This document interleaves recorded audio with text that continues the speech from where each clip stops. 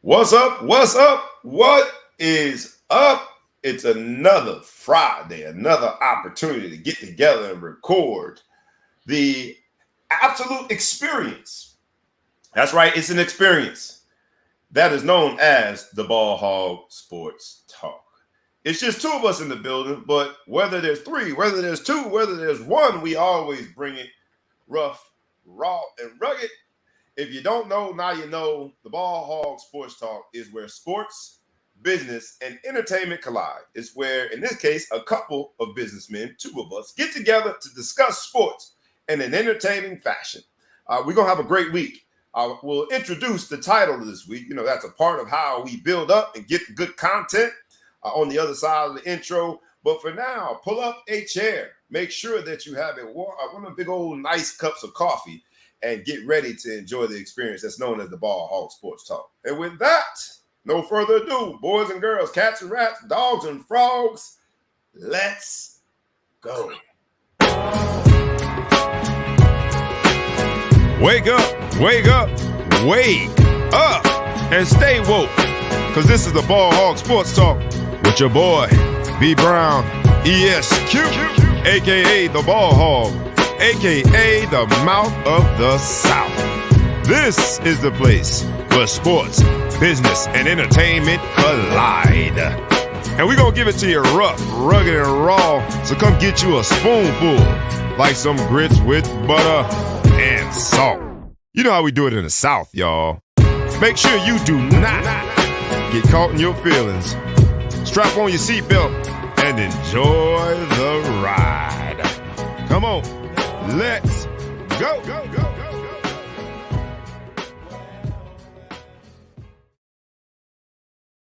You know what it is, man? The crew is in the building, man. It's two of us. We're going to start off from the Middle Coast. Back in the Middle Coast after eating up some of them sun rays, I think. We have the man, the myth, the legend, now who shall be known and intergalactically respected as the guy whose technology just messed up. I know he's got a shortage. So I'll wait to finish his intro. But today's episode, when the Big Flow show comes back, today's episode is going by the title of the Super Bold. And we know that there are some protections in place that make us call it, this particular show, the Super Bold. But let me get back to what I was doing. Thou who shall be, right? Mid-sentence you cut out. Somebody hating on you, man. It might be them people. That's why we made sure that we adjusted the name of today's show. But thou who shall be intergalactically known and respected as the Big Flow Show is in the building. What's up, my brother? What's good? What's good? I hear you talking about me being in the sun. I was sun adjacent. So sometimes in these meetings, you'll be in beautiful locations, but you sit inside the whole time and you just hear about how nice the weather was. So I was sun adjacent this week. Look out the window. You were sun adjacent. No, there was no windows. Well, let's pay respect for why you went where you went. I'll just put it that way. I don't like giving people's location. Give us the event that prompted you to travel. Well, and in my day job, since I had to supplement my income that I make from this podcast with the day job, I had a sales kickoff meeting down in Florida. Oh man, I'm talking about the birthday, man. I ain't talking about. We're gonna get to that, man. Oh my bad. And so I realized, because it takes me a little longer, that I was only a few hours away from my father, who happened to turn 85 yesterday. So I left the meeting, and the meeting was adjourned. Everyone on my shout out to my boss, whose names I will not mention, that thought it was a great idea for us to end a little early to allow me to drive down to 3 hours and surprise my dad. So if you guys see my little Facebook page, those that are blessed or cursed with being in my algorithm have seen this is the third time I've surprised my dad on his birthday. It was great. Never gets old. Always happy. So 85, man. Shout out. Your father's first name is, I want to make sure I say it right. Look, so my name should be Jesus. So I'll let you know both of my parents' names. Joseph and Mary. Joseph and Mary. Shout out to Mr. Joseph Florima. Happy birthday. Happy 85th. I know we get through these milestones and just keep on moving like, oh, it's all good. But 85 is a lot of people didn't make it to 85. And despite the fact he's a good 85. I watch Yeah. this man. So when I switch levels, I make noise, grunts, everything. I got that pressure If on. you move from east to west, there's a noise East that is a shall come noise in. that goes that's correlated with that because there's a lot of built up pressure in my system. My Feel you. I dad, my feel you. dad's Same here. 85 years old. Something drops on the ground, boom, picks it up. He pops off a chair, boom, let's go. He's ready, man. They say, Yeah. my dad's is more. If we were all dogs, I'm a Saint Bernard. He's more of a Chihuahua. He's not really that big of a guy, but that might be the move. I don't know how to get Chihuahua status without being sick, but this man moves around like he's 40, maybe Yeah, 35. man. Hey, Yeah, well, that means that you got possibly you're gonna self-correct. You got some beautiful things in your future in I terms hope of so. your body, man. Let's call that into existence and bring it into reality. Claim it. Shout out to Joseph. Shout out to Mary too. Great. Hey, hanging Both out of with them. you. Shout out Both to of them. him. We really do Marie, but that's French. That's Mary. Same thing. I don't want to mess up my biblical reference, but it was great to see him. It was a brief moment where I switched my plane ticket. And I just got to drive up, take him out for a meal, hang out, give him a hug and a kiss on his birthday. Yeah. Um, you know, fantastic. Happy birthday, Pop. Shout out to him, man. Shout out to him. I love it. And to be honest with you, man, I just wanted to make sure because despite the fact that I do talk really, really, really bad about you behind your back, your dad did a good job with you, man. He did a fairly good job with you, man. So shout out to Joseph Florima and his 85th birthday. So let's hop in, man, because this episode is going by a bold title, the Super Bowl. And it's going by the Super Bowl because we know that in this crazy America that we live in, you can't say a certain reference. You can't make a certain reference to a certain game. You've seen people advertise the big game. You've seen people advertise events and call it the party celebrating the last game of the year. You've seen everything and anything under the sun other than those particular words that shall remain nameless on this show. And so for us, this episode is going by the Super Bowl. And I start here just because it's ironic that a machine as big as the NFL, I don't care if you are a major event company, if you are somebody just throwing local events, if you are a church trying to throw an event celebrating that game, the NFL is vigilant about protecting their trademark. And so I wanted to start there by talking about just how vigilant they are. And when I say vigilant, I mean try to use those words and see what happens. You Fuck can around and guarantee that find there will out. be a cease and desist. And so I had to look up just how extensive the protection is, and I'll give my legalese before we move on to just say this for background. You may have noticed that even viral Super Bowl commercials typically have a football theme, but don't actually say the name of the event. That's because the National Football League trademarked the phrase, air quote, Super Bowl back in 1969, and the NFL considers any commercial activity whatsoever that uses the term Super Bowl in air quotes to be a violation. Don't ever underestimate how seriously they take it. In the past, they haven't hesitated to send cease and desist letters to businesses and even churches who use their name to promote events and services. Why? Because the NFL strictly enforces these trademark laws in order to prevent confusion among its sponsors. I don't know how valid that is. How could you create confusion among sponsors if I'm doing a local event? But oh well. But it all circulates around big business. And it's the only way they can justify asking a brand, a company, or anybody, if you're selling a service or selling a widget, it's going to cost you this year $7 million for a 30-second spot during Super Bowl Sunday.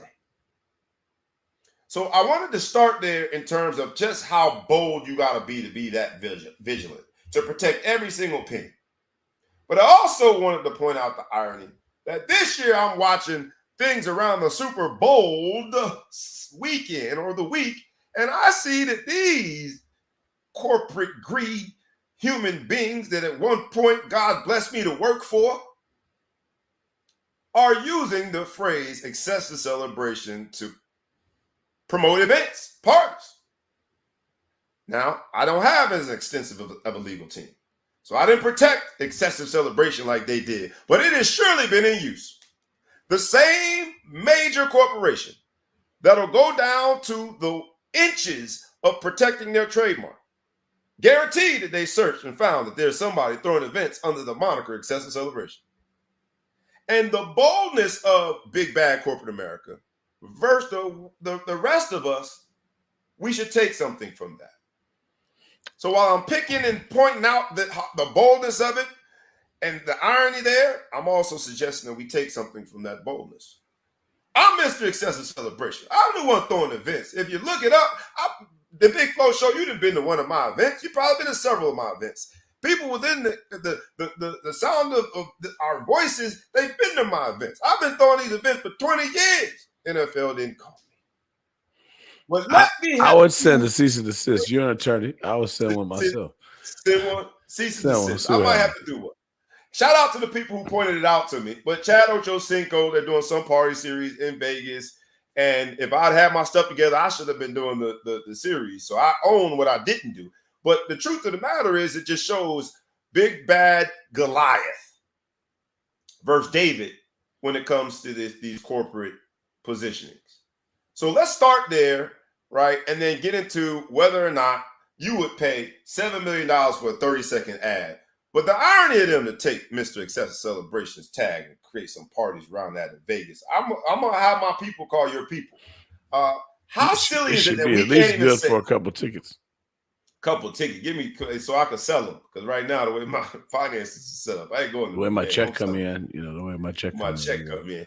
But to think of that, man, that we can't even use in this episode certain words. We got to make the adjustment, right? And then there will be fans that are upset when a player holds out to make sure that they are protecting their family, protecting their income stream, protecting their future.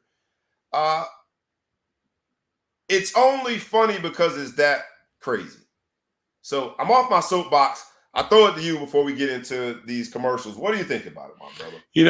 I go a couple ways on it. It seems interesting to me. Like, I understand if you're saying you're gonna throw a party and it's gonna be a can I say I don't want to get sued. My check is a little short. Super bold party. The Super Bowl party. I get that if you're promoting an event. But the extent in which that they tell you can't use their term, it's like they're giving up some sort of free advertising. Not that they need the advertising that people have, but it's to the point where people don't. They call it the big game. They don't want to mention it. Hey, if you're gonna be watching the big game this weekend, you should stock up with chips and Pepsi and beer. Well, you're just reminding people that there's a reason to celebrate this weekend and get together. It's not really making you sell more chips. Like, you know what I mean? Right. I think you're actually promoting watching the game in case somebody lives under a rock and doesn't realize the game this weekend. So I don't know. I don't get it. I think they go a little too far, but this is America. This is definitely America, man. And we were smart enough not to use the phrase that is protected. But it just feels a little one-sided. And that's why I want to make sure that we think about it. This is also America, right? But as we think about it as a small business in the pod, as we think about it as entrepreneurs, as we think about our own communities, there's something to be said about that boldness. To be super bold enough to do that, to whittle it down to a church can't use the phrase to do a fundraiser, no commercial use whatsoever will be allowed. Seems a bit, it's just draconian, man. It's a little too much. What if the church tied 10% of their tithes to? I don't know. That's a good one. That's a great one. I don't know. Maybe then they'll back off a little bit. But it just I pointed out at the beginning because we're gonna have fun with it. And every time we refer to that game that shall be known on this show in this episode as the Super Bowl game that shall be played, and the weekend or the Sunday itself is the Super Bowl Sunday. I'm going to take a little peace of mind in just how ironic it is. But the corporation, huge multi-billion-dollar corporation that is in charge of that trademark, that protects it, is also the one that has generated enough value that it's going to cost you $7 million for a 30-second ad. 30 seconds can cost you $7 million. I ain't got $7 million, but I'm left to ask, right? In 30 seconds, $7 million for 30 seconds. Mm-hmm. I'm left to ask, would you spend that money? Let's present it this way. Let's present it this way, because I want to make sure I get my class in here. Do you think that you get value out of that? Let's start there, just in general. Do you think you get value out of that? So there's a new company. I know that there was a religious nonprofit last year that that put something out.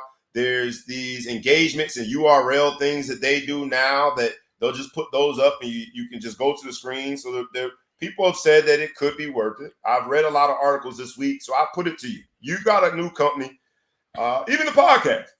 Right, Ball Hog Sports Talk. Let's say somehow, some way, $7 million fell out the sky, and we're deciding whether or not to spend it on that 30 seconds. Give me your rationale for whether or not you believe it's worth it. You had me till it was my money, but I would say you have instant credibility when you're on the Super Bowl. People will look you up. You got to spend. If you're gonna spend $7 million on 30 seconds, you better spend a couple million on the content itself. Right. It's got to be a great commercial. Got to be. Although somebody just putting a URL now works at this point. So something that they could do. So it might and it might not. What did you say? Hello. What content? I didn't hear. What I'm saying is that like you can just put like a QR code on there. I'm saying URL. QR code. Yeah, so the one promotion last year was just a QR code. All they did was put a QR code in there, and then you could just follow it from your phone. Mm-hmm. It was some religious, it was something about religion. But anyway, my point is they didn't spend a bunch of money on the commercial, right, and building the commercial, but they spent a lot of money on buying the spot.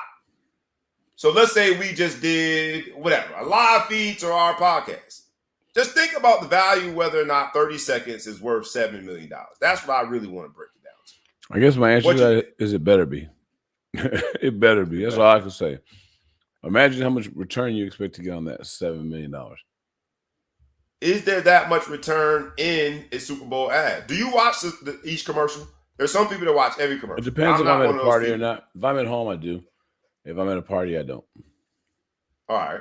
I'll probably. Right. So let me ask the audience, because that to me is like I probably should have started with that question.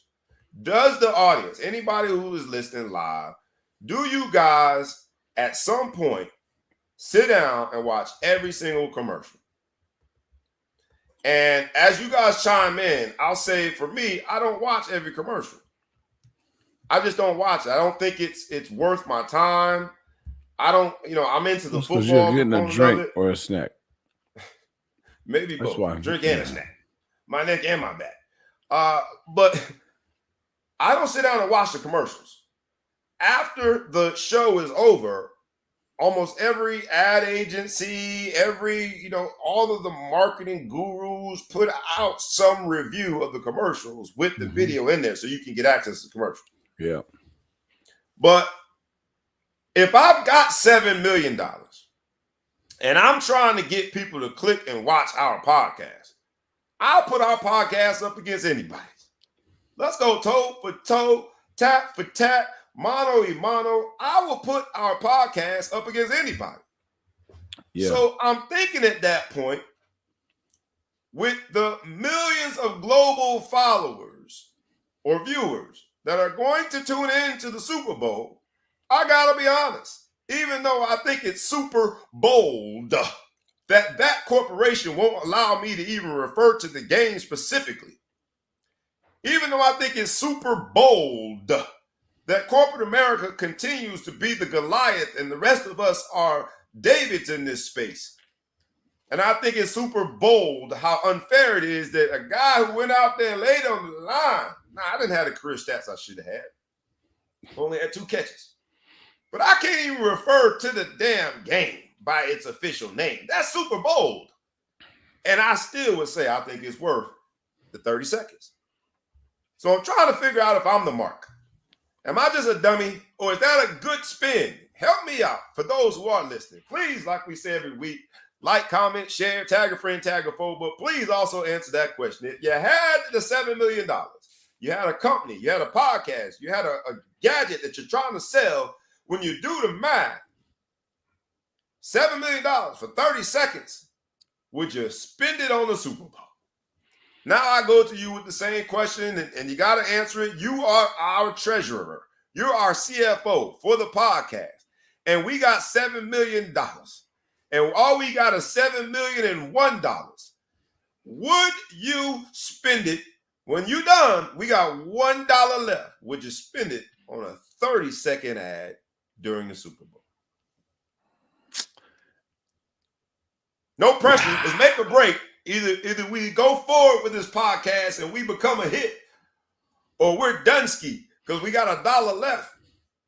So what I probably would do is I'll have to approach a couple guys, maybe a Travis Kelce, maybe a Mahomes, maybe a Purdy, and see if they'll wear my hat for $1 million after the show, after the confetti drop. Don't wear the hat that says Super Bowl champions, but wear my hat. That thing might get you a little further. I think you can find a better. I might get you a little further. Maybe I get you appear. Maybe for $1 million, I can get you to appear on my podcast within a week after the show, and link it to your followers. There's some different things for $7 million. $7 million kind of tough. I probably will retire for less. I pose that question, you all, because and for any of my students that are tuned in, I teach a class at Mercer University, and it's called basically it's sport finance and administration. And so from a financial standpoint, since you're our CFO making that decision, and an administrative standpoint, because we're the decision makers, I pose the same question to the class. And so lecture time for me is you got to really come down to the dollars and cents and whether or not you'll get a return on that investment. All of the, the different uses that would stem from that 30 seconds, all the engagements that would come from the 30 seconds. And I did the math, the back of the envelope, and I think it's worth it. Although we're down to $1, I think it's worth it. Let's spend the money because there's going to be so many eyes on the television, especially this particular Super Bowl Sunday, because there is another wrinkle in there. This is going to be a swift Super Bowl, and there will be an uptick in the women viewership like no other. So if I'm ever going to spend $7 million and be super bold on my spend, it would be this Sunday. Parent, you got a point. I think what's really more important. Think about all the content we have delivered when it comes to women's sports. Title IX, college women NIL deals. To be in front of that audience means we're opening up to a whole new realm of viewership, of listenership, of support. So you got to spend the money. And that's where the NFL becomes so super bold in their approach, because they understand that because streaming is where people are getting their content from, because live TV is almost dead other than sporting events, because of the sporting events, when you look at viewership of the top, I don't know how many numbers of all-time highest viewed programs on TV, the Super Bowl occupies like 80% of those numbers. Yes, sir. And so that's how they remain so super bold. So they got me. I'm spinning the bread. Please continue to chime in. I'll give you a final word on it before we move on.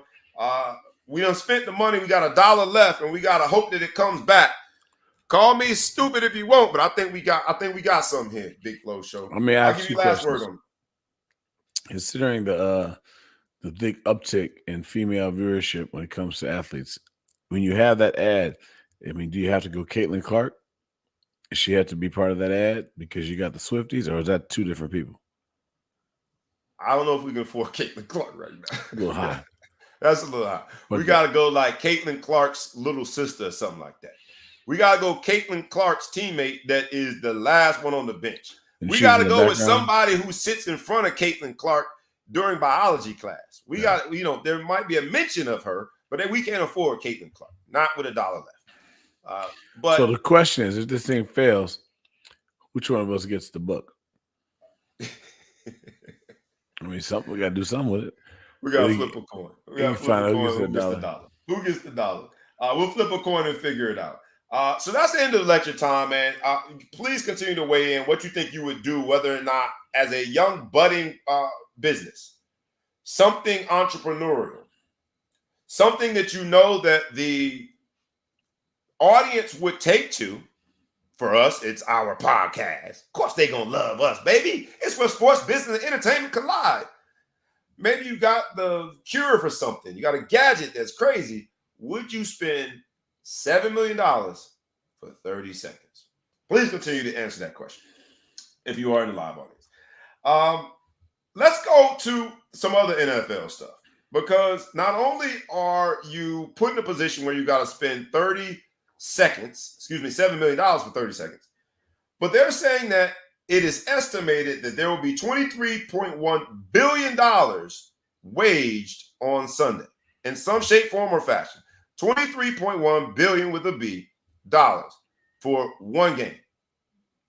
Now, I also thought it was bold, to have it in Las Vegas. We understand that, right? They're trying to support that franchise, new stadium, help out with the local economy, all a part of the NFL's normal attack when it comes to supporting a new franchise or new location. But we also know that Vegas is synonymous with gambling. Mm-hmm. And so it's pretty bold to then take the game on that Sunday and put it there.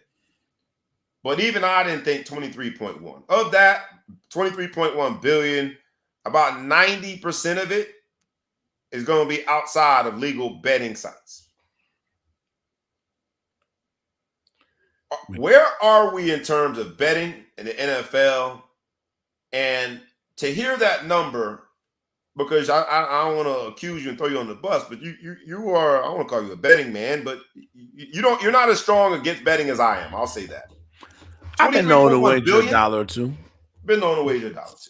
23.1 billion. And then the boldness of the operations that support the NFL, the media outlets now that they support by betting, by disclosing things like the betting line, the over-under.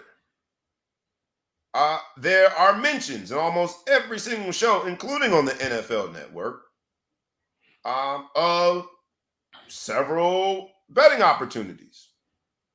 Where are we with this gambling, man? You think we're going too far? Are we at the point where it's getting dangerous? Because to think that $23.1 billion will be waged on one game suggests that there is a potential compromise of the integrity of the game. What say you? You know, it's funny because a viewer just called and asked me this past week, why don't we talk about betting more often? You know, wondering why we're not involved. And, you know, questioning whether it had something to do with my son playing college ball, which in some ways is part of it, considering we have the same name. I don't want anyone to get any misconceptions they look up a name, but you don't bet. And Ellis doesn't bet, so we don't really talk about it. But it is a rarity for a sports show not to do it. Now, I do think we're probably missing out on some sponsorship dollars because it seems like everybody must be doing it. So everybody must be getting paid for it. So that's the only thing I can kind of fathom. That's what's going on. But I don't know. I mean, betting it's legal. Once they make it legal, it's a slippery slope. They're going to get a couple of dollars out of you everywhere. Taxes are going to flow. You know why? I'm going to blame betting on the decline in smoking cigarettes. They got people to stop smoking cigarettes, and now they need to more. They just took the money and put it on gambling. They need more degenerate money to come in from taxes. So well, look, we think of and Vegas is the perfect place to have this discussion. We think of the sin taxes, if you will, and gambling is one of those things. The reason that the Vegas Strip will always look beautiful is because for every dollar that comes in, they get taxed heavily. But the NFL, I think, has taken this social responsibility approach in certain areas. When it comes to sustainability, they've taken a social consciousness approach when it comes to things like Black Lives Matter, or at least trying to support things that, on the face, suggest that it's beyond just the corporate dollar. But there's a level of boldness that goes to it when you think of just how many, when you call it the degenerate dollar, how many people have fallen prey to gambling? How many people are in Vegas right now on them slots, right? They've been up all night. What is it, 8 o'clock there, with no chance in hell of winning, and don't have the wherewithal to do it, falling further into a gambling hole, putting their families more at risk, doing things, illicit behavior, just to get more money to gamble. And so I think it's ultra bold, not only that, the legalization of it, whatever, but the NFL and other professional leagues had a decision to make, and the NFL has seemed to support it. We hear about prop bets on every outlet, right? And the reason I don't bet is because I had to learn at the right young age in 1997. We went down there to that, I think it was, who was the sponsor? Weed Eater. Careful. I think it was, we went down, whoever the sponsor was. You're right. I can't be too bold. Whoever the sponsor was, we went to that bowl game, and they had, in Shreveport, Louisiana, they had a gambling boat. And I learned on that gambling boat that they will allow you to cash your check, the check that you get, the travel check that you get. There it is. Thank you. What up, Jamie Spencer? That's my dog. That's my dog, Big Jamie Spencer from Monroe, Louisiana, the Independence Bowl. Yeah, that's it. I couldn't even remember the name of it. It was so bad. But anyway, I go down there, I cash my check on that gambling boat, and I walk away with $0. Now, what is the statute of limitations on stories? On stories? Yeah. I don't know. I haven't implicated anybody. Nobody. I did that. I just let you know where the sideline was, and I didn't see the Black Pebbles kicking up. I wasn't sure. Yeah. All right. So I'll make sure I stay clear. But the point being is, I went down there, cashed my check, lost all my money, and for us, what we would do as college football players, this is before the big N and the I and the L. This was before it was commonplace for the college to give you financial support beyond just what you needed on that day. Yeah. And so that bowl check was supposed to basically last you for the year. That's how I paid for Christmas gifts. Nobody got Christmas gifts that year. And I swore in that moment to the Lord and Savior that I believe in, if you get me out of this, I'll never gamble again. I promise you I'll never gamble again. And I ain't gambled since. But doesn't sound like he got you out. Say again? Doesn't sound like he got you out either. What you mean he didn't get me? He got me out. I got home that night. And I had all my dignity and pride. I just didn't have no money. And I was willing to do stuff in that moment when I realized I was down to the slots and I'm down to my last dollar.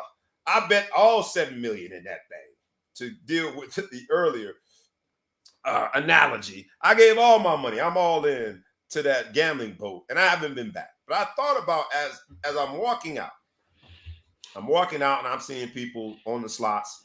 They look just as bad as I did, just as desperate as I did. And so it's interesting that this big corporate mammoth known as NFL or all of the professional leagues are finding it okay from a morality standpoint to support gambling. Have we gone too far when there's $23.1 billion of wages expected to be spent on a particular Sunday? It's just weird when you start thinking about how much money we can collectively put together to do certain things, like gamble, when we know we're probably going to lose, but we can't put money together to do things that are like humanitarian. You know what I mean? That's the crazy part. When you start adding it up, it's stifling. But I mean, if you look at sports, and I've said this a million times, the reason why you get paid millions of dollars, the reason why people get paid free education, the reason why you get paid all kinds of different things, fame, fortune, is just we like to be moved as a society. We like to be moved emotionally. Nothing moves you more than a $10,000 bet. That moves you emotionally. It's gonna be all good or all bad, and people chase that good. It's like a drug. So, I like to gamble, but I'm cheap. So I like to do these little parlays where I risk a little bit of money, hope something great happens, and I still get a little bit of money when I win, but it's a little bit more. I put a couple bucks out there. It's fun. Hopefully, most people do it like that too. Throw a couple bucks out there. It's that or go to the movies or something. I don't know. I'd rather watch the game. So I don't know. I think gambling has its place, but there are some people out there who are degenerates. My argument would be that they would be a degenerate in some other vice if So I think gambling you didn't just talked exist. about you stepping on my toes. You basically said I'm just taking that money I would be using gambling and spending on something else. You might be Something right. else. You might be right. You might No, because you're not definitely a degenerate. But I'm saying the degenerate gambler would be a degenerate drug user, be. Yeah. frequencer of gentlemen's club, something. He's a Yeah. degenerate. He just has to figure out where he degenerates his money. I just found like, and look, no one would call it criminal Snags. because people have their own wherewithal to make a decision. So I wouldn't call it criminal. But I would say that there are victims here. I mean, I think to the lottery. I mean, I won't say his name, but I had a classmate in college. We used to argue all the time about every time he buys one of them lottery tickets, the odds start over again. So, and he was like, well, you got to be in it to win it. And I was like, man, they have sold you on that. You do realize that's the commercial they use to get you. You ain't got to Check be my in it. lottery numbers while you're talking. Hold on. This show might end early, guys. Let me check. Early. If it hit, we out. Now, if you make the money, we spending it. Come on, baby, spend it on the podcast. But I do find it just, there's this whole outward, bold pronunciation of encouraging responsible behavior in so many ways that corporate Goliaths like the NFL hang on to. Yet, no, you didn't hit. I was sick. Not a winner. I hate when it just looks like it just says not a winner. You're in good Babe, company, man. don't put your 2 weeks in, babe. We didn't Yeah, win. don't put it. You got to keep working. But it's just there's a level of boldness there in terms of what corporate responsibility means, and I know that it's gone too far to ever come back. But I also know that there are going to be a lot of people in that 23.1 billion that are going to come up shout, not a winner, as your unfortunate message disclosed to you. A lot of people are going to be not a winner. I will say this because you're right. We might be missing out on corporate sponsorship. Let's at least talk about the line.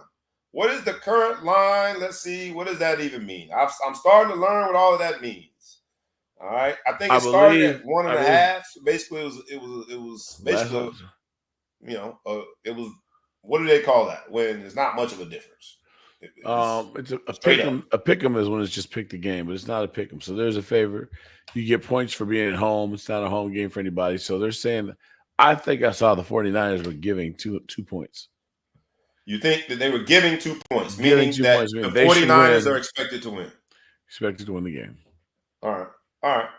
And so if I'm smart enough to know that the larger the odds, the more money I make, right? Correct. So most of that 23.1 billion, it seems like if those are the odds where you're not making a ton of money by betting on one team versus the other, most of the money then gets bet or waged on prop bets. Like who scores the first touchdown, who throws the first interception, or things like that. Correct? Correct. All right. Is there a particular prop bet if there was somebody thinking about getting back on the wagon or off the wagon? I don't know what the saying would be when it comes to gambling. If I wanted to make a bet, is there any particular prop bet for those who are in the audience and listening? While saying that we don't give any investment advice or giving all the disclosures necessary to make this statement, add them all in there. We are not a registered investment advisor and all the stuff that we need to say. All the Is there any prop bet that you think that I, as the person getting off the wagon or back on the wagon, however that would be stated when it comes to betting, is there a prop bet that I should make? I personally did a prop bet, which pays like 8-1 that Christian McCaffrey would score 2 touchdowns and Kelsey would score 2 touchdowns. That's a And prop bet. Kelsey. They That's a both problem. do it. I'm gonna tell you exactly how much they make here in a minute, but that's where I thought was worth my money. Okay. All right. Now, is there any particular parlay? At what legs? Because parlays have certain layers. How many Hmm. legs of a parlay do you think are too much? Because I'm hearing the parlay. I'm just hearing barbershop talk now. So if I sound like I don't know what I'm talking about, it's because I don't know what I'm talking Because you know about. what But you're I talking about. understand it. 23. I understand 23.1 billion on one Sunday. I So understand that. so what you do, you take a parlay, you find stuff that you think will happen, go with your gut. Like it'll be like Travis Kelce get more than 60 yards. You feel good about that? Good.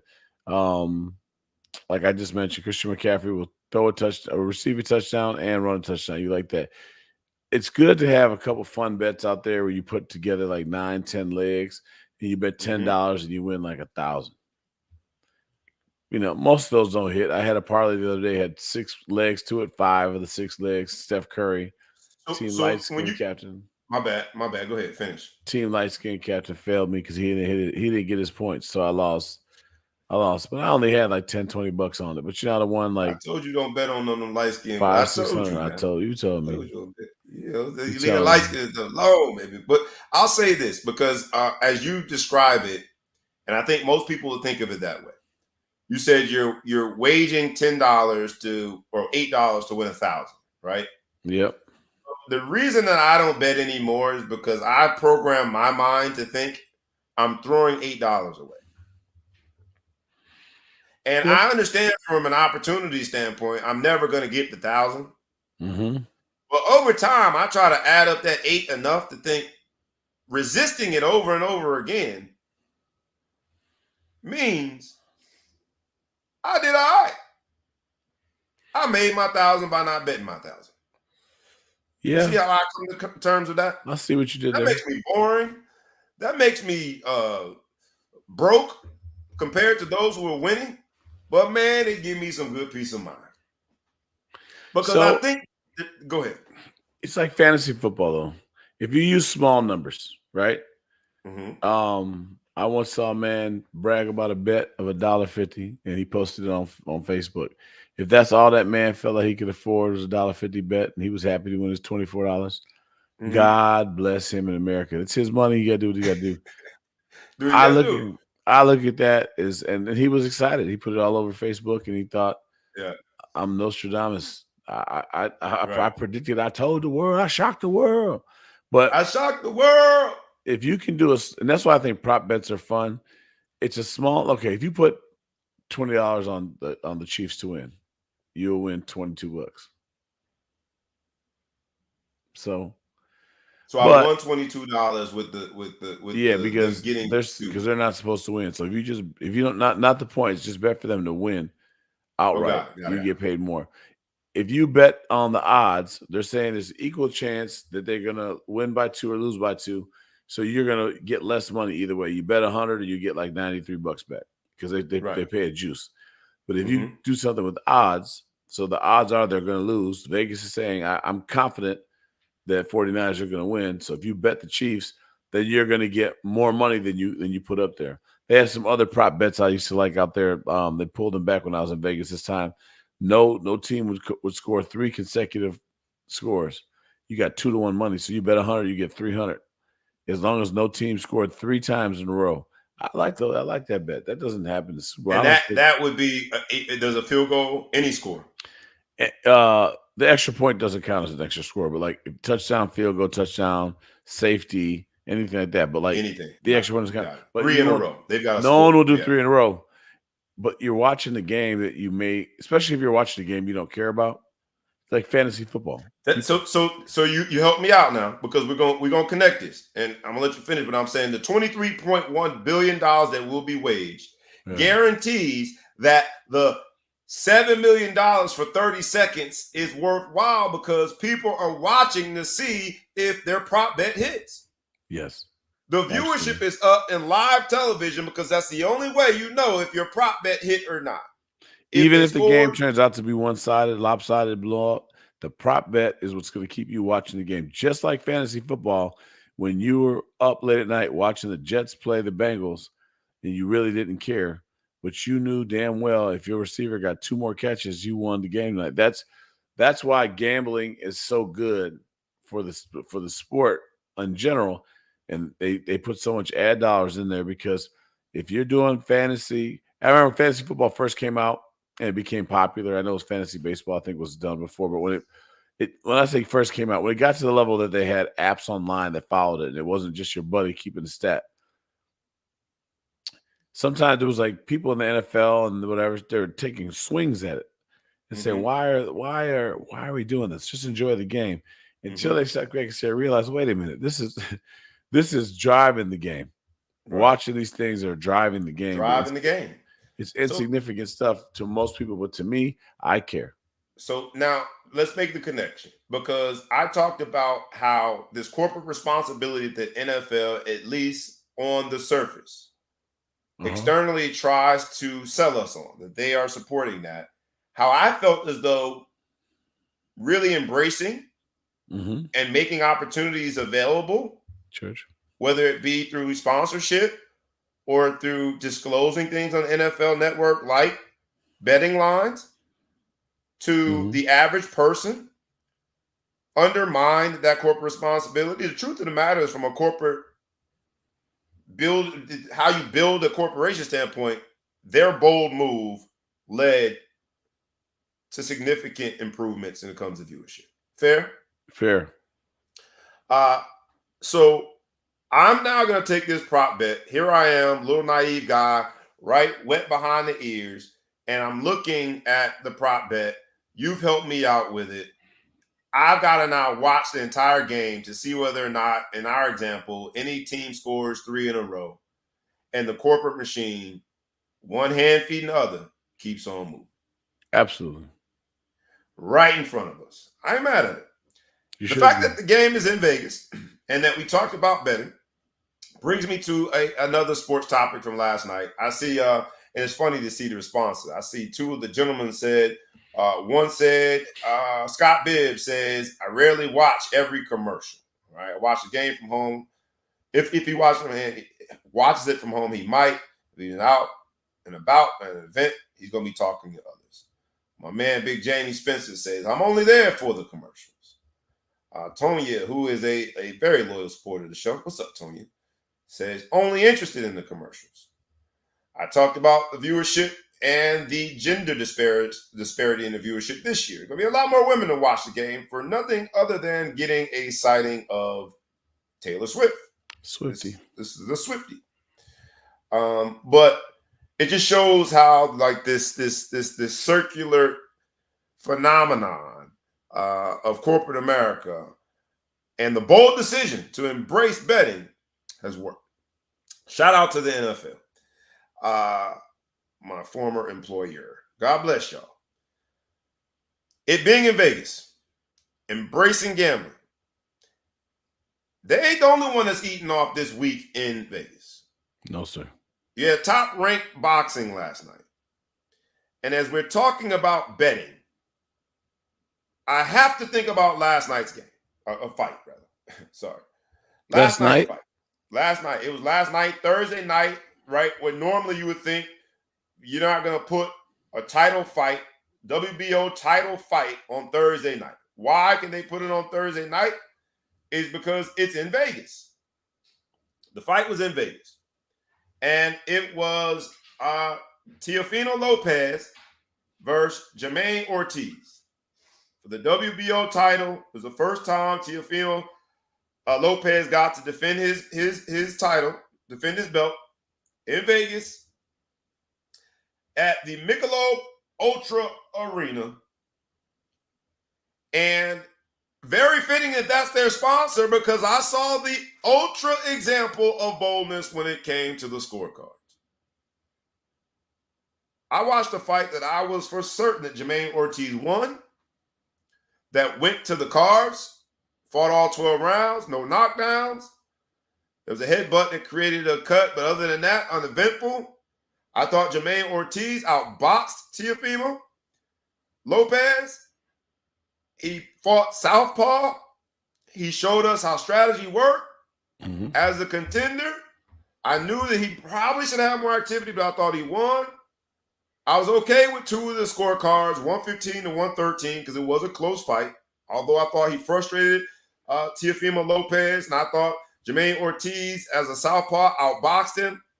But there was one scorecard that came back 117 to 111. I had to question what fight he was watching. When they said, and still, the last glimmer of hope that I had in boxing went away. Our guy, who's been around Teddy Atlas, been around boxing forever, tweeted, the sport was cleaner when the mob ran it. Now you got private equity, you got these financial dollars in there, and it's in Vegas. It comes to the scorecard. Is boxing done? Because at the end of the day, when there's a question of integrity, and that's what I start off with the NFL. Whenever there is a question about the integrity of the game, not only from a viewership standpoint, I went to bed mad because I'm like, I stayed up this late to watch something that had a predetermined outcome. Whether that was true or not, that's how I felt. Because I'm not a gambler. I didn't have a single dollar bet on that I waged on the fight. There were some people that went to bed even more upset. There's some people who went to bed with a hole in their pocket, and it brings you back to the integrity of the game. Is boxing finito? Are they done? Is it over? Has UFC, MMA, has it taken over because of both you get to fight the best that's out there? You don't have to wait to fight because there's not some big buildup in business into what matches you have. And B, you rarely walk away from a UFC fight and think, oh, that dude got robbed on the scorecard. You're what right. What say you? I think it goes back to the fact that we don't have leagues. It's just we just got these organizations that aren't really a league. The boxers aren't really employees. You just don't have teams. So you don't have entities to fight for yourself. So if Bobby Brown is boxing, you're an entity of one. You're not on the 49ers per se. You're not on the Bulls. You're not on, you know what I mean? I mean, their build is like Top Rank is their promoter. But I get what you're saying. But you're not a team. That's loosely connected. You're right. You're right. I'll give you that. It's you against the world every time you go fight, right? I don't like that. That part I don't like. I feel like Bob Arum, knowing that if Teofimo Lopez wins, then he's most likely to fight Terrence Bud Crawford, indeed benefited as Top Rank from the fight that will happen. So I did think that there was some little interest. There was someone interested. There was an air quote team in Top Rank that was interested in making sure the next fight happened. But I could be wrong. But that's the whole build-up and waiting on this person to fight that person and the lead up to that gives us this whole questionable integrity of the sport. I interrupted you, but I go back to you. Well, no, it's funny because I was just going to pull up, say Shakur Stevenson retired, but he already came back. So Shakur Stevenson I've been gone a few days. I came back. He's already back. Retirement's done. It's funny because Teofimo Lopez said he retired. Like they're all afraid to fight me, and obviously he fought last night for his title, so he didn't retire. Yeah. But even the fighters are throwing out this retirement thing because I think they sense that the doom is there. The end is right on the other side because there's this thing that it's not the exact same thing, but it's a combat sport. It's a cousin to boxing that is a much better product. Say what you want about UFC. Dana White has done an amazing thing in building. I'm not saying anything about his personal life and all of that and supporting his business tactics and whether or not he pays the fight. We can question all that. What we can't question is he has built something in a combat sport from a business standpoint that makes boxing look stupid. Facts. I mean, facts. No argument for me on that. I think the thing about boxing is, we argue about like what is a sport, right? And we had this a fun argument to have. Is NASCAR a sport? Is this a sport? Is that a sport? We go back and forth. One of the things I used to always use as my criteria, and boxing was one of the things that I had to give a pass to, is like sports to go based off of a score, not a judge, right? Now, Fair. Boxing, Off of score. I mean, there's a score card, but go ahead. I'm with you. a score where it's definitive and not something at the end like a performance. Like figure skating, it's a Got it. performance. It's not a sport. They're Got it. way more athletic than me.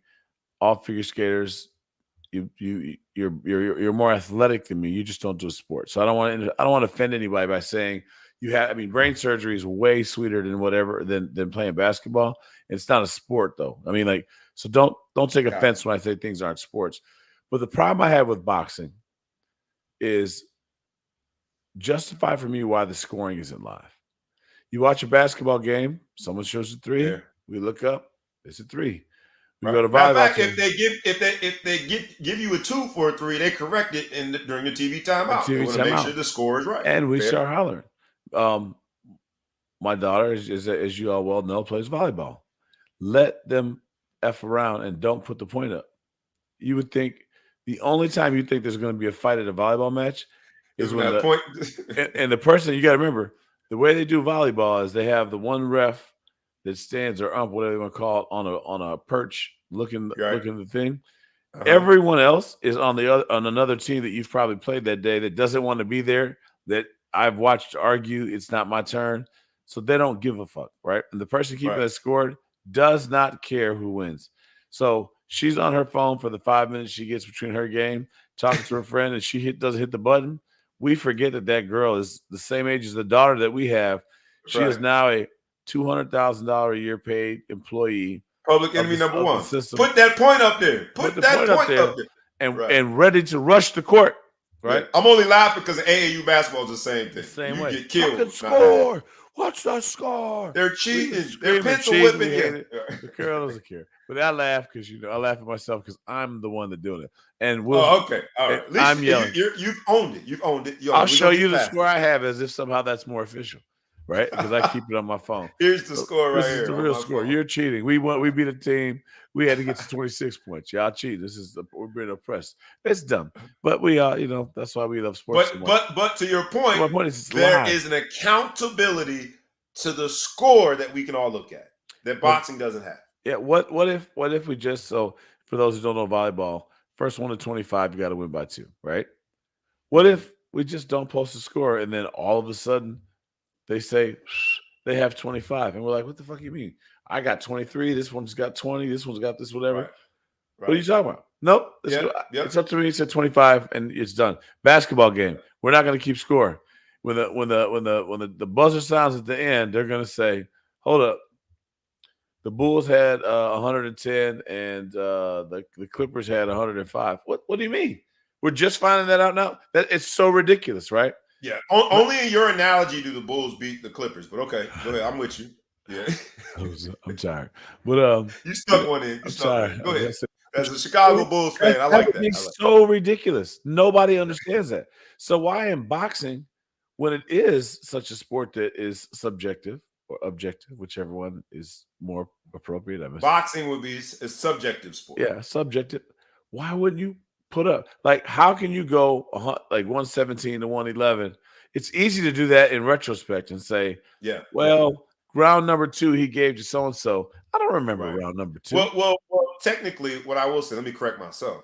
Boxing, as it stands, with what you're saying, the score is not transparent.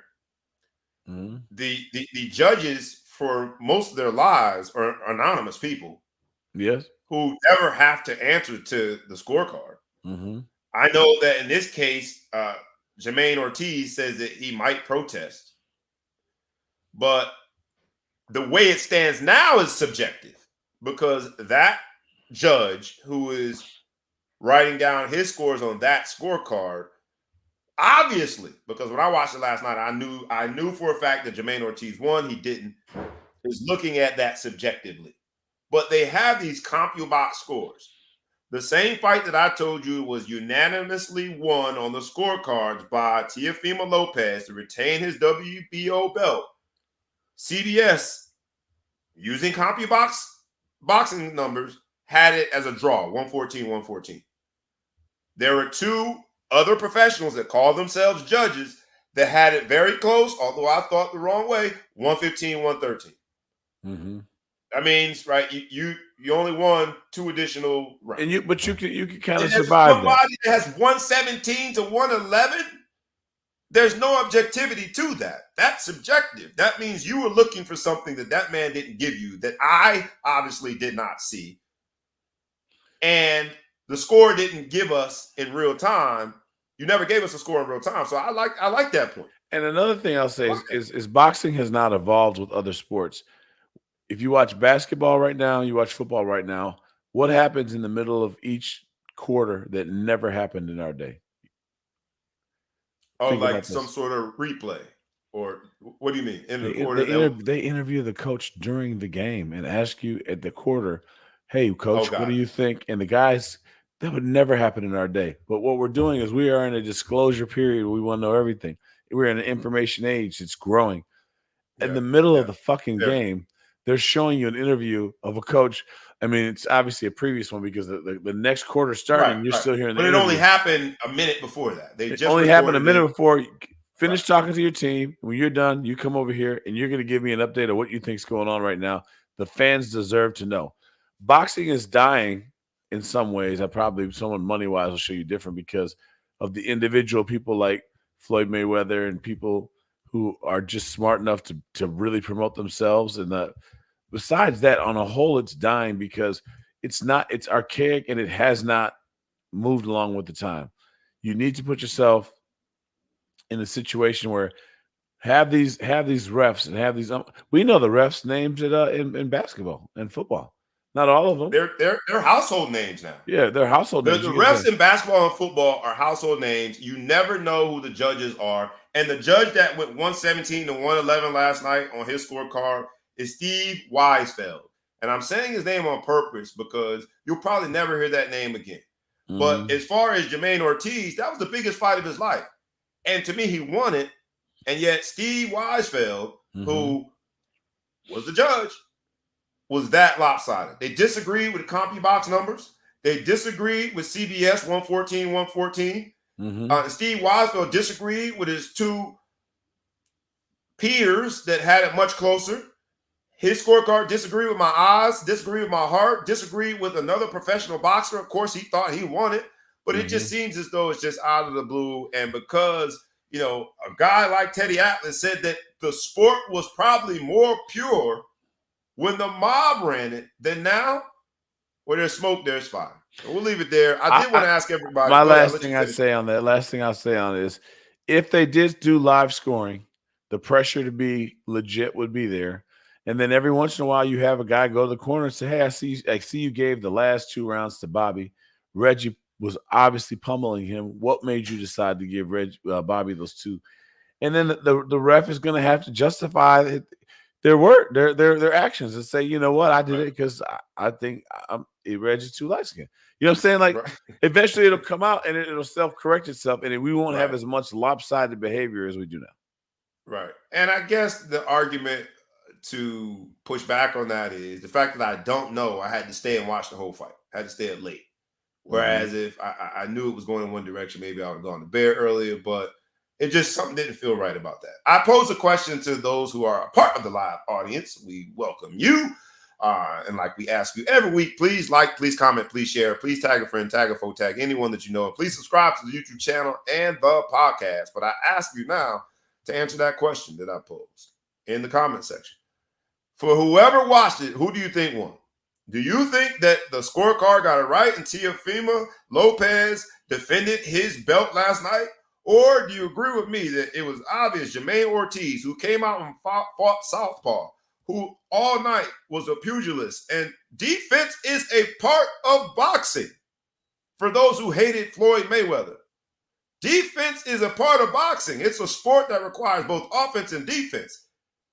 I thought he won. He was way more defensive. No, he didn't go out and pummel him and knock him out, but that was never his game plan. He executed much better on his game plan. He had the champion, Teofimo Lopez, frustrated all night. I thought it was clear that he won. The boxing judges disagreed, but I thought it was super bold to be that lopsided.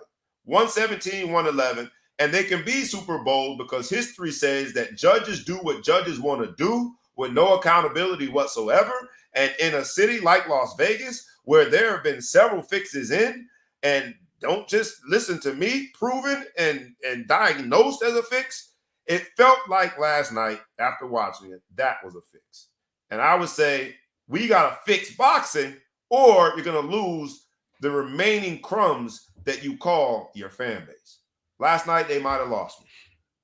But at least they got Teofimo Lopez another chance, and he's going to go fight Terrence Bud Crawford.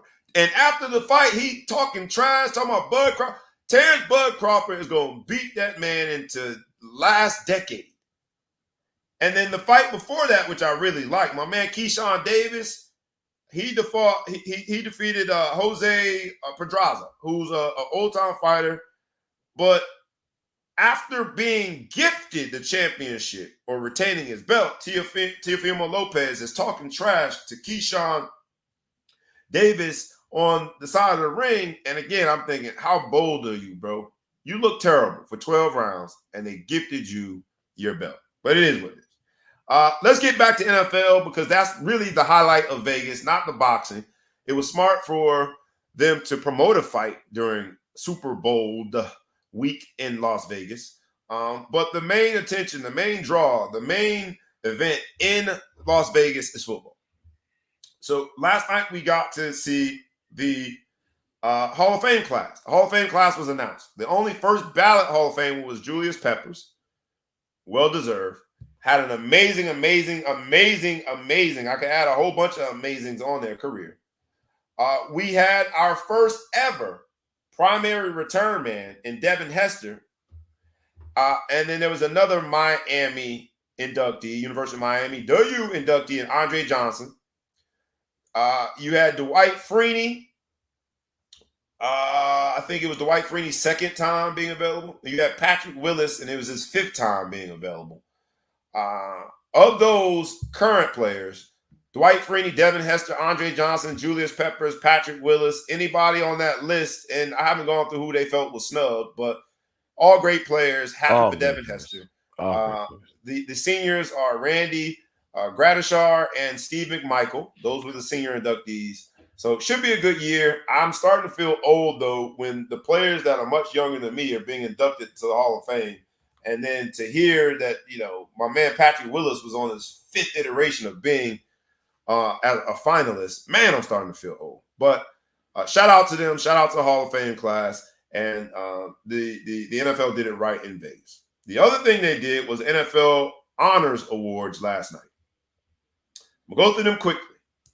The Offensive Player of the Year was none other than Christian McCaffrey. Well-deserved. The Defensive Player of the Year was none other than Myles Garrett. Well-deserved. That Cleveland defense was one of the best all year. The Comeback Player of the Year was Joe Flacco. And the Coach of the Year was Kevin Stefanski. If you think about it, my Cleveland Browns, dog pound. Huh? I'm sick of y'all being super bold. Look at the camera and disrespecting Cleveland.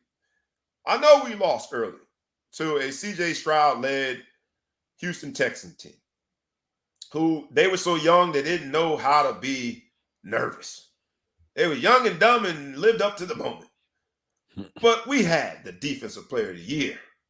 We had the Comeback Player of the Year and the Coach of the Year. It's time for y'all to put some respect on our name. The Cleveland Browns have finally gotten their stuff right, and you heard it here first. We talk about the Super Bowl game on this Sunday, but next year is our year. We winning it all. Only one I disagree with on that list is Comeback Player of the Year. Who do you think should have been Comeback Player of the Year? DeMar Hamlin. He died last year. Fair. He died.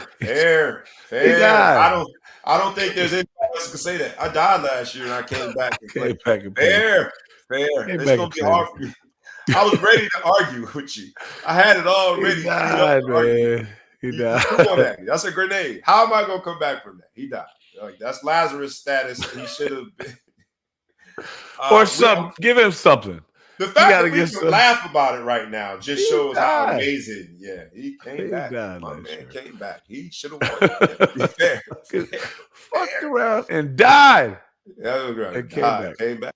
played. And they gave him the ball like a dumbass play. They gave him the ball. Yeah, the 2-point conversion. I think They it was a fake punt or something. was trying to they was trying to do something for him. It was a fake punt. But let's say this, man, because I saved the best for last in terms of NFL honors. Lamar Jackson won his second MVP. And I think there's only been 4 other players in the history of NFL that have won multiple MVPs before the age of 30 or something like that. So he's in rare air. I know that we are all going to hold him accountable and hold his feet to the fire for not winning the AFC Championship game.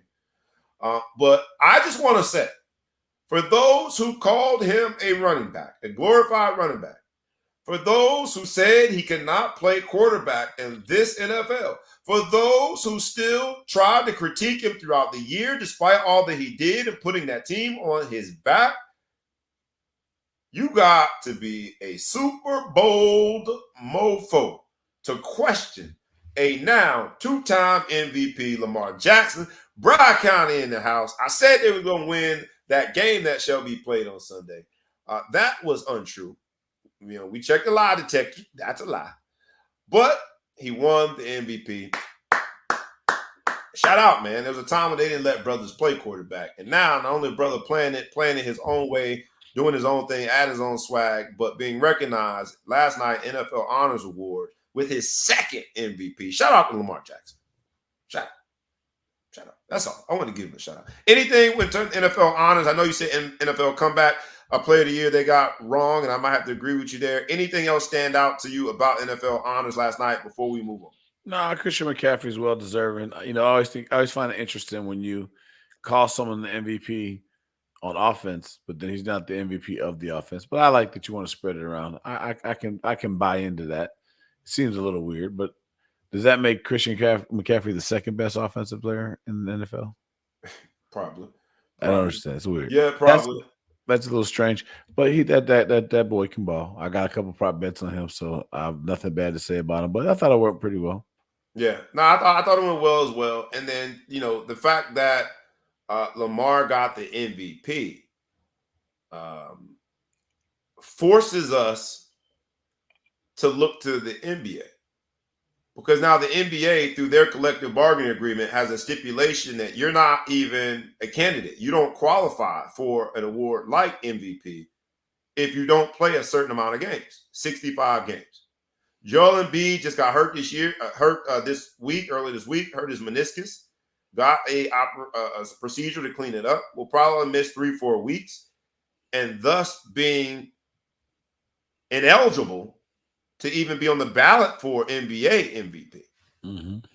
Do you think the NBA, and look, their union should have fought harder? The outgoing executive director of their union, I think, made a big mistake. And she, unfortunately, put them in a situation where you got to play 65 games to even qualify to be the MVP. Do you think they got it right? And that's 80%. Joe Dumars from the league defended it, said, hey, man, any other job, yeah, it's normal to have to show up for 80% of the games. I think that dismisses the physical rigor that players go through, and that dismisses the fact that injuries happen. That dismisses a whole bunch of stuff that seemed disconnected from the reality of NBA. But he's got a point, I think. Is it bold to require them to play 65 games to just be eligible for an award like MVP? I guess my argument would be is if you played less than that and you could still be considered the MVP, then why should that stop you? Then why should that stop you from getting the award? So I'll say this. Okay, I'm gonna make an analogy that's not completely apples to apples, but like last year's NFL Hall of Fame class had a guy by the name of Tony Baselli. He only played 5 or 6 years in the NFL. Yeah, but he was the best every year. I got you. But he was so good that he got in. Right. Should they make a minimum for the Hall of Fame? Hall of Fame as 10 seasons? Or should they say, you're probably not going to get in if you've only played 6 seasons because that's not enough work. That's going to be factored in. So I kind of in some way say, why are you going? Okay, so if Joel Embiid keeps playing, dropping 70-point games all week, and he plays one game short, should you disqualify him? Because the fact that he didn't play those games should disqualify him in the minds of the voters anyway, because you're just like, oh, his body of work wasn't there. Right. To So have it's even more phenomenal that that someone he's that still didn't under play. consideration. I would agree with you. And I would say Yeah. this is you don't have to win 80% of your games to be in the playoffs. Right. So there's a correlation between why certain players are taking off certain games because they understand, especially with the play-in now, that you got to preserve and protect your body to get ready for the postseason. So I disagree. I feel like, and we know why they did it, right? Because there's another major corporation involved here. We talked about the NFL at the outset, which why we're calling this the Super Bowl episode. But the NBA is also very super bold. The requirement to play a certain amount of games is really connected to them needing to renegotiate a TV deal. Yeah. They need the players to play while the product is on the television in order to make the numbers go up to give them more leverage for renegotiating the TV deal. Yeah. But in the midst of that, I feel as though they got this one wrong. They did. I just think that it's in the mind of the voters. It's going to be a factor anyway. But why make it a rule? Because another thing you said, okay, let's say you start out the season coming off of an injury from, let's say KD came back and he had his Achilles injury from the year before, and he had to start the season a little late. And he just comes and terrorizes, right? And right. they know that they're going to be a 1, 2, or 3 seed. Doesn't matter. A couple games towards the end, he's a little tight. And they had to make the decision. Say, you know what? Well, he's having an unbelievable season. We're doing really good. We're going to have to load management, take a couple games off. We got some soft games coming up. Let's do what we got to go do, and it knocks them under the number. I mean, they play too many games anyway. Right. I mean, let's just face it. Right. So, right. Whatever. Tamika Tremaglio is the previous executive director that I was referring to. I might have botched her name, but I did not botch her decision and how it impacted that rule. 65 games is a lot. I do think that they went too far. I understand the nature of the beast and why they are doing it, but that's 80% of an already long season has proven to be too much for a lot of NBA greats. A lot of careers have ended abruptly and shortly because of the wear and tear on the body. So I think it's a short-sighted rule that is going to ultimately negatively impact the long-term. I don't want to make it just about the money, but the long-term potential opportunity of the NBA, right? Is like the reason that LeBron can play so much now. He's superhuman. But even LeBron now is being very careful about what games he plays, right? And so, yeah, I think they got it wrong. It was a short-sighted view to what should be a long-term approach to preserving the health of your players. Not to mention in their post-career lives, right? That rule impacts their post-career lives, right? Yeah. Because again, it's a domino effect. If I got something, I've got some sort of incentive clause in my contract that says if I win an award, I get another whatever $5 million. I'm going to try to meet that 65 game minimum threshold. The more I do that, the more it impacts me well beyond just that season. And so I think NBA got this one wrong. So we agree on that. We agree on that. So we'll see what happens with the MVP. But all of a sudden, and just show you how it comes full circle, a guy like Kawhi Leonard is top 5 now, maybe in the MVP race. Kawhi Leonard was persona non grata when it came to playing games because he never played a back-to-back for years. But by doing that, I think he preserved his career. By doing that, he put himself in position to never go out there hurt. It's still early. Still early, but he's played most of he's advocating to play in the games now, which is, I think he's showing us by his determination to play in so many games that this is the end for him. He's winding down, right? Mm-hmm. But it makes sense now because he's not preserving or protecting something. He's trying to go get him a championship. So we shall see. We shall see. 65 games or 80%. Man, I guess I do go to 80%. Joe Dumars said we all got to go to 80% of our days. Yeah, he made it just so nonchalant, like that. Come on, it ain't apples to apples. My job ain't the same. But to your point, a guy like I want to say Baselli, Tony, what's the last name? Football Baselli. book? So I got Yeah, it. what's up? Mm-hmm. Only played 4 years. Yeah. And so that means that my 1.75 years in NFL doesn't mean that I'm ineligible to make the Hall of Fame. So I might be changing one of my monikers and adding NFL Hall of Famer soon, man. Put me on the list. Let me get a finalist. Let's end this with a ball hog spotlight moment because we're talking about the Super Bowl. And we started the show from a standpoint that from a corporate America standpoint, it's the super bold people that make decisions. It's the super bold people that control the leverage and a lot of the things that we see, whether it be a use of a generally and widely used term of a game because of the trademark protection that they have. The vigilance in which they protect that is because they are super bold in making sure that they can charge $7 million for 30 seconds. So the only people using it are the people paying for it, right? Despite they use excessive celebration, they are super bold in how they do things.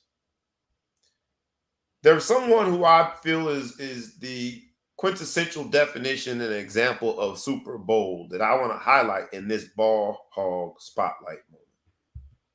A man who said that you're damn right at the end of the game, I'm shooting the ball. I trust myself more than I trust my teammates. A man that told his young teammates after a game, you too soft to be wearing my shoes, and had the equipment managers clear all his signature shoes out of their locker. That man, Kobe Bean Bryant, last night got a statue put, the first of 3 statues was unveiled in front of the crypto, what do you call it? Crypto, I think what it's called now, the crypto center, whatever it's called. But Kobe Bean Bryant got the first of 3 statues, and I want to highlight him in this ball hog spotlight moment because we all accuse him of being a ball hog. I want to highlight him in this episode of the super bold version of the ball hog spotlight, ball hog sports talk, because of his boldness, because of the fact that he was unapologetic about it. He got 1, but we'll have 2 and 3 statues with him on it. So he got it right. What do you say? I know you're a LeBron fan. I'll leave it to you before we get out of here. What do you say? I mean, I was a little offended by some of the things that we're going to hear that his lovely widow has to say about him. And but then after further review, I had to agree that she had it right on technicality. Never was a Kobe fan in basketball. Always respected his game. Always respected his hustle and his work. But I think his legacy, death or not, needed to be set. Yeah. No, you're good. She's a very, very, very attractive woman. It's about to speak, and I don't know what the hell's going on, but anyway, I think Kobe deserves his flowers. I mean, he did a lot of stuff, and as much as 3 statues too much. I got this I on think, here. We're gonna play it, but it's 3 statues too much. I mean, Jordan only has 1. Yeah, but Jordan's still alive. Okay, that's true. I think our appreciation for Kobe went up even 2 more. Now I've never been to the Staples. I have been to the Staples Center. I'm hoping one of them, because the celebration 2/8/24 wasn't just about Kobe. The reason they chose that date is because his daughter, who was also killed in that tragic helicopter accident, wore number 2. Mm-hmm. We know Kobe wore number 8 and number 24. So I hope one of the statues also has Gigi in it. So maybe that's why they got a 3rd statue. But are we doing too much though? I mean, let me say. I mean, look, I love the kids. I have a daughter, dear to my heart. She's always in trouble, but Dear to my heart, son, dear to my heart. And we're doing too, but are we doing too much if we put Gigi in statue? I don't know, man. I think that we all were so taken aback by it and it hit us at the core in our I hearts. So like the fact they already broke her off with two, but are we doing too much? maybe. I don't know. I don't know. But let's go out with this, man. Let's listen to the words of Vanessa Bryant, Kobe Bean Bryant's widow. Um, imme- Immediately prior to them unveiling the statue, as Big Flo points out, she is taking care of herself well, despite being a widow. Definitely looks like she's taking care of herself well. That's what happens when you trying to do the engineering too. But You done killed it. I just killed the whole thing. I didn't kill the whole thing. That's what happens when you're doing engineering. You guys look it up. But she basically Y'all look says, at you. look You it look it up. up. I'm not doing all this work for you. Yeah, I'm not doing all that work again. But basically, she says that she talks about how his famous quote. I will look it up. His famous quote. She talks about his famous quote, and she talks about how the statue itself. If you guys don't like the statue, what was used as a statue, she says it's tough shit. And it felt real Mamba like, to be honest. You know what I'm saying?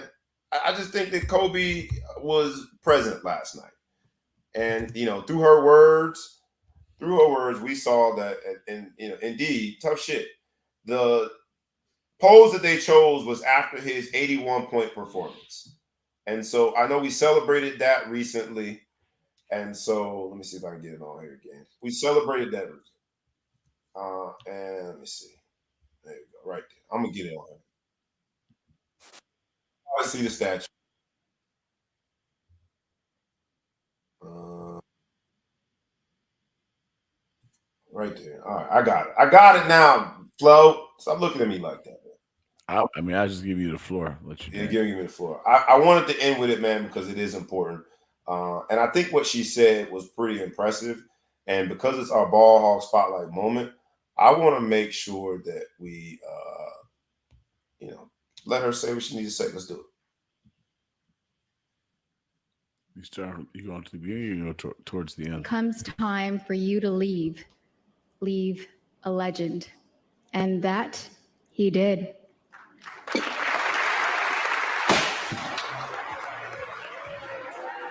Do you like the statue? Let's see his confetti. Hold on. Him holding up his finger after the 81-point game, which we know wasn't a championship moment. Ladies and gentlemen, on your feet to honor the Mamba, Kobe Bryant, the new statue. They made him a little swoller than he really was, but I mean, that's a decent pose.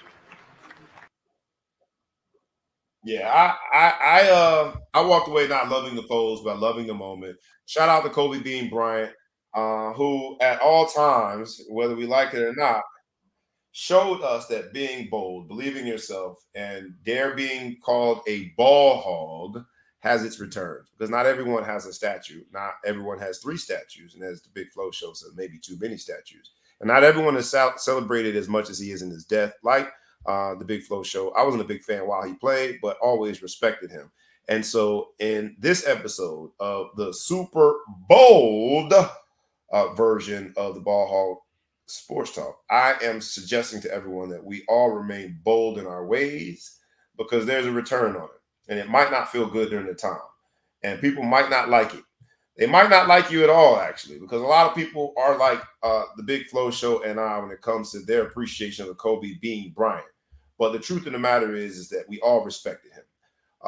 With that, we're going to get out of here. I'll give you last word. Anything bold that you want to say before we get out of here and enjoy this Sunday that'll have a game that will be televised? What say you, my friend? I'm gonna go Chiefs this weekend. I think they're gonna do well. I think it's gonna be a high scoring game. I predict it to be a one score game unless something happens at the last minute that makes it a two score game like a pick six. I just think it's gonna be good. I'm really excited to watch the game this weekend. As am I. I think one of my teammates is coming to town, my man Chufu Jordan. If so, I'll see him.